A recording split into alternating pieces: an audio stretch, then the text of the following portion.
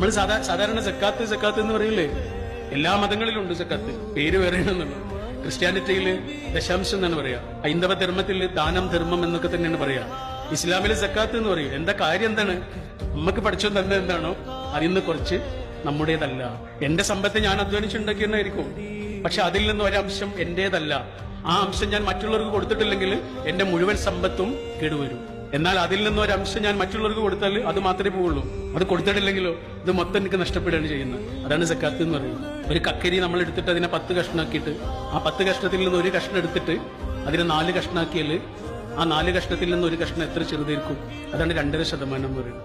പഠിച്ചോൻ പറയാണ് അത് നിങ്ങളതല്ല കേട്ടോ, അത് നിങ്ങൾക്ക് ഹറാമാണ്. എന്റെ സമ്പത്തിൽ 2.5% എനിക്ക് ഹറാമാണ്, അത് മറ്റുള്ളവർക്കുള്ളതാണ്.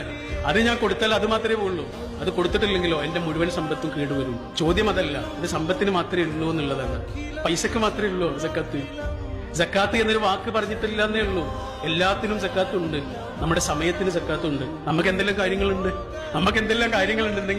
എന്തെല്ലാം ആവശ്യങ്ങളുണ്ട്. ഇപ്പൊ നമ്മൾ ഈ ചെലവഴിക്കണത് എന്താണെന്നറിയോ? നമ്മുടെ സമയത്തിന്റെ സക്കാത്താണ്. നമ്മളെ ഇങ്ങോട്ട് വന്ന് കാണാൻ കഴിയാത്തൊരു മനുഷ്യനെ നമ്മൾ അങ്ങോട്ട് ചെന്ന് കാണുന്നുണ്ട് എങ്കിൽ അതെന്താണെന്നറിയോ?